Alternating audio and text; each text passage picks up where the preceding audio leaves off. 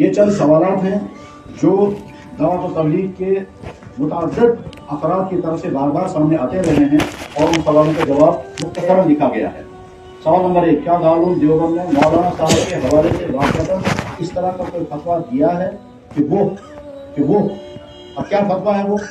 امت مسلمہ بالخصوص عام تبلیغ اخبار کو دارالعلوم دیوبند اس بات سے آگاہ کرنا اپنے فرض منصبی سمجھتا ہے کہ مولانا صاحب کم علمی کی بنا پر اپنی افکار و نظریات اور قرآن و حدیث کی تشریحات میں جمہور اہل سنت والجماعت کے راستے سے ہٹتے جا رہے ہیں، جو بلا شبہ گمراہی کا راستہ ہے۔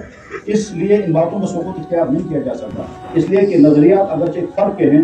لیکن یہ چیزیں اب عوام میں تیزی سے پھیلتی جا رہی ہیں۔ جماعت کے حلقے میں اثر و رسوخ رکھنے والے معتدل مزاج اور سنجیدہ اہم ذمہ داروں کو ہم متوجہ کرنا چاہتے ہیں کہ اکابر کی قائم کردہ اس جماعت کو جمہور امت اور سابقہ اکابر ذمہ داروں کے مسلک و مشرب پر قائم رکھنے کی صحیح کریں، اور مولوی محمد سعد صاحب کے جو غلط افکار و نظریات عوام الناس میں پھیل چکے ہیں ان کی اصلاح کی بھرپور کوشش کریں۔ اگر انہیں فوری قدم نہ لگائے گئے تو خطرہ یہ ہے کہ آگے چل کر جماعت تبلیغ سے وابستہ امت کا ایک بڑا طبقہ گمراہی کا شکار ہو کر فرقہ ضالہ کی شکل اختیار کر لے گا۔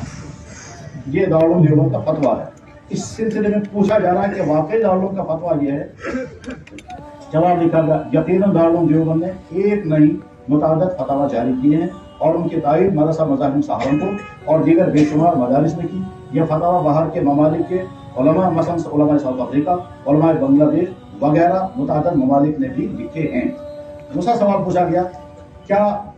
اگر ایسا ہے یعنی دارالعلوم دیوبند کا فتویٰ ہے تو کیا دارالعلوم نے یہ فتویٰ اجرت میں دیا یا کسی شخص کی رعایت میں بغیر ٹھوس تحقیق کے دیا ہے؟ جواب، دارالعلوم دیوبند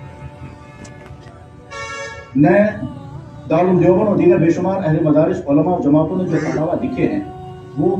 نہ تو اجرت میں لکھے گئے نہ ہی کسی کی رعایت میں لکھے گئے، بلکہ جناب مولانا سعد صاحب آمدوی کے بے شمار بیانات تحریرات کو خود سننے اور پڑھنے کے بعد اور نجی طور پر بار بار ان کو متربی کرنے کے بعد جب اپنی اصلاح کرنے کے بجائے اپنی انحرافات و باطل استدلالات اور تحریر زدہ خیالات کی اصلاح کرنے کے بجائے ان کو بار بار ان کا اعادہ کرتے رہے تو دارالعلوم دیوبند نے یہ فتویٰ دیا جو ابھی آپ کو سنایا گیا۔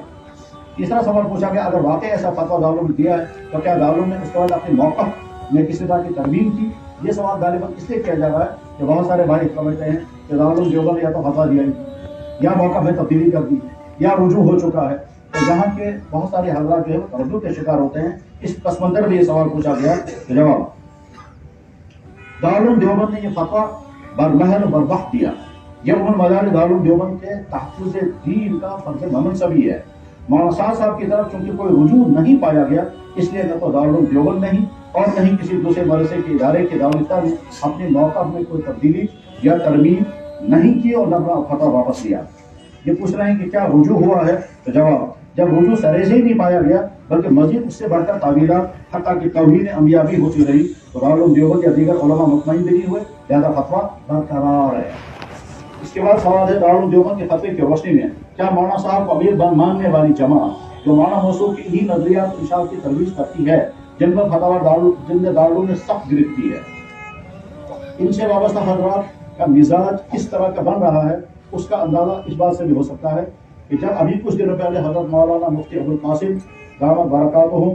محتمل دارالعلوم دیوبند، شیخ الحدیث دارالعلوم دیوبند، خلیفہ خار حضرت مفتی محمود صاحب نور اللہ وبرکاتہ نے اپنے بخاری کے درس میں گرفت فرمائی اور خالص علمی گرفت فرمائی، تو جواب میں اس ذہن کی کسی فرد نے کیا کہا، مولوی مفتی ابوالقاسم کو چاہیے کہ پہلے عالمی امیر المومنین کے سامنے دوزانوں آ کر بیٹھیں اور پھر 4 مہینے لگائیں، اس کے بعد ان کو یہ باتیں سمجھ میں آئیں گی، اس وقت تک یہ باتیں ان کی قوت ہے۔ یہ وہ مزاج بن رہا ہے۔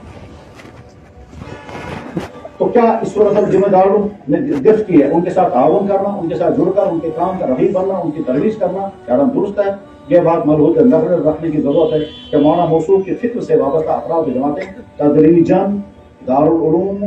مدارس، علماء اور دین کے دیگر شعبوں میں کام کرنے والی جمعیتوں اور جماعتوں سے بدتر ہی نہیں بلکہ ان کے تحقیر، ان کے کام کی تنقید اور حدود سے متجاوز تنقیدیں کرتے ہیں، جیسا کہ عمومی مشاہدہ ہے۔ اس کا جواب دیکھا گیا، جس شخص کے خیالات حد سے منحرف اور اہل سنت والجماعت کے مسلک سے ہٹے ہوئے ہوں، اس شخص کی فکر سے وابستہ جماعت اور اس کے تحت کام کرنے والے افراد کا معاون بننا بھی صحیح نہیں تائید کرنا اور رفیق بننا بھی درست نہیں. اس طرح کا کوئی بھی تعاون و شرکت تعاون اور اسم اور عدوان کے دائرے میں آ سکتا ہے جو قرآن کریم کے روح سے صریح جرم ہے. کچھ حضرات یہ کہتے ہیں کہ یہ اختلاف جو ہے یہ بڑوں کا ہے, ہم چھوٹوں کو اس میں نہیں آنا چاہیے. اس کا جواب لکھا گیا یہ اختلاف صرف بڑوں چھوٹوں کا نہیں ہے بلکہ حق و ناحق کا اختلاف ہے, کیونکہ دین میں تحریف ہو رہی ہے اور باطل تعبیرات کے ذریعے غلط تعبیر خیرات کی اشاعت ہو رہی ہے. حتیٰ کہ دین کو صرف 6 باتوں میں مناسب بتایا جا رہا ہے. اسے یہ اختلاف بنیادی اختلاف ہے. لہذا یہ کہنا کہ صرف بڑوں کا اختلاف ہے, چھوٹوں کے ساتھ تعلق رہ کر صرف کام کرنا چاہیے, یہ تصور غلط ہے. ایک اہم سوال یہ پوچھا گیا کہ فقہ سے وابستہ علماء یا نرم گوشہ رکھنے والے حضرات یا معاون و معین بننے والے علماء جو خود اسلامی مدارس سے فضیلت یافتہ ہیں, ان کی ذمہ داری اس بارے میں کیا ہے؟ جواب, وہ علماء جس سلسلے میں معاون یا معین ہیں یا نرم گوشہ رکھتے ہیں, ان کی ذمہ داری یہ ہے کہ وہ اس حدیث مبارک کو ملحوظ رکھ کر اپنے رویے کے متعلق دیانتداری اور آخرت میں جواب دہی کے احساس کے ساتھ غور کریں. ان کی ذمہ داری یہ ہے کہ وہ اس حدیث مبارک کو ملحوظ رکھ کر اپنے رویے کے متعلق دیانتداری اور آخرت میں جواب دہی کے احساس کے ساتھ غور کریں اور حفاظت دین کے تقاضوں کو سامنے رکھ کر اپنے لیے فیصلہ کریں. حدیث یہ ہے یحمل هذا العلم من كل خلق عدول ينفون عن تحریف الغالین وانتحال المبتلین وتأویل الجاہلین. آپ میں سے جو حضرات اہل علم ہیں وہ اس حدیث کا مفہوم سے واقف ہیں, اور جن حضرات کو غور کرنے کی دعوت دی جا رہی ہے وہ خود اس حدیث کو سمجھتے بھی ہوں گے, سمجھیں گے بھی, نصیحت بھی دیتے ہیں. اس حدیث کی روشنی میں علماء کی ذمہ داری یہ بتائی گئی ہے کہ اگر دین میں تحریف ہونے لگے, باطل تعویلات کے ذریعے دین میں ترمیم یا تبدیلی کی جانے لگے, تو اس صورت میں معاون بننے کے بجائے دین کے محافظ بنے اور اپنا دینی و مذہبی فرض سمجھتے ہوئے اس باطل کی حتم مقدور تردید کریں. آخری سوال, کیا واقعہ مولانا موصوف کے نظریات میں دین سے انحراف, غلو, تحریف, غلط اجتہادات اور مدارس اسلامیہ کے متعلق منفی تصورات اور ملحوظات پائے جاتے ہیں؟ جواب, یقیناً مولانا صاحب کے بیانات ملحوظہ تحریرات میں تحریف دین بھی ہے,